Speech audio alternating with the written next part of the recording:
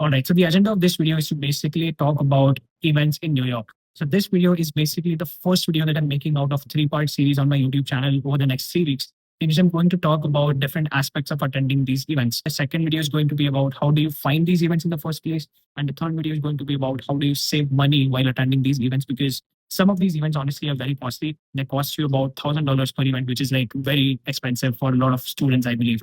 So even if you're a young professional, even if you're someone who's just planning to move to the city, someone who is planning on studying at one of these schools like NYU, Cornell, Columbia, other schools located in New York and even New Jersey as well, I feel that you should just know about what goes into these events. Before starting the video, let me just quickly introduce myself as well. So I am Suhan Joshi, currently a graduate student at NYU who moved from India to the US and in New York like 12 months ago. One of the best things about studying at New York or living in New York is that you just get access to a very, very high talent density. There are several companies, there are several startups. Pretty much every company that you can imagine has some sort of presence in New York. And, company meaning that a lot of interesting people work there as well. So the idea of these events is that they just attempt to put people from different companies or different walks of life or different careers under one roof for 2 3 hours. And you just happen to meet a lot of interesting people, elder to you, working in different fields. And you just get a sneak peek of, okay, this is what it is like working as an entrepreneur. This is what it is like working as an investor.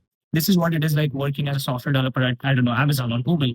So if you want to go and, put out LinkedIn connections and then, set up coffee chats with a lot of people individually, it's kind of tough. But when you go and attend these events, right, the whole idea is that you can just talk to them face to face, and it's a much better way to make connections and make a lot of connections at one point, through which you can then branch out into building relations with the connections that you've made. I guess when you expose yourself to people who are like 5 years, 10 years, 15 years, 20 years ahead in the path that you are about to take, I guess that exposure is something that gives you a unique perspective, which you can kind of leverage to either accelerate your current path or decide that, okay, this is not the right path for me. So maybe I can switch to other path. The underlying thing is like you just get exposure, which is super hard to get while just sitting in a, I don't know, a random city with no people to connect with.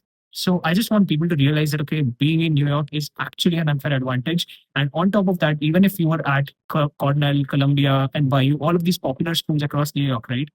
You just can attend events because you have that foundation of credibility really established, at least what I felt. This was about why should you attend, what's great about New York, and so on. Quick question that a lot of people might have is like, what's the motive to attend these events? And my answer to that is like, this usually keeps on changing at different times, because my priorities have shifted over time. Initially, I used to just attend events to get an exposure of New York, get an exposure of meeting a lot of people, just seeing like what the city has to offer me, just seeing that how NYU tag is helping me, just seeing and exploring and understanding a bunch of things. So I guess my motive in the first semester was really different. In my second semester, I just knew that, okay, I don't want to attend all the events. I'm very picky about the kind of events that I want to attend because they resonate with me. I'm just not going to go and sit there at random events because I just want to get specific knowledge about one specific thing. Like I knew that, okay, I wanted to learn about entrepreneurship. I wanted to learn about venture capital.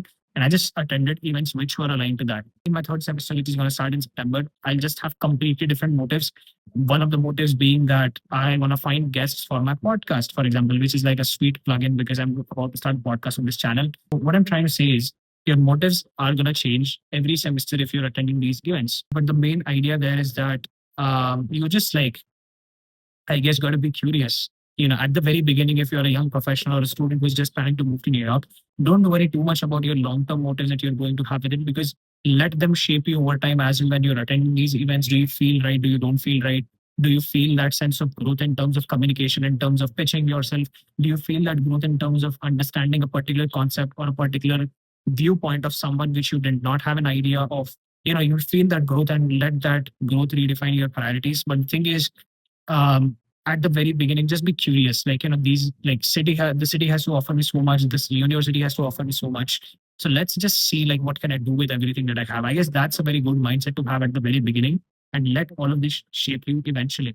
If you want me to attend one of the events with you, or if you want to join me at one of the events that I'm attending, feel free to follow me on my Instagram, LinkedIn, Twitter, whatever that is like listed in the description. Feel free to reach out to me as well. That's pretty much it. I'll see you in the next one, which is a very important video about how do you find events. And the next video after that is even more important because the main idea is how do you save money on these events. So don't forget to check them out. I'll see you in the next one. Bye bye. Take care. See you.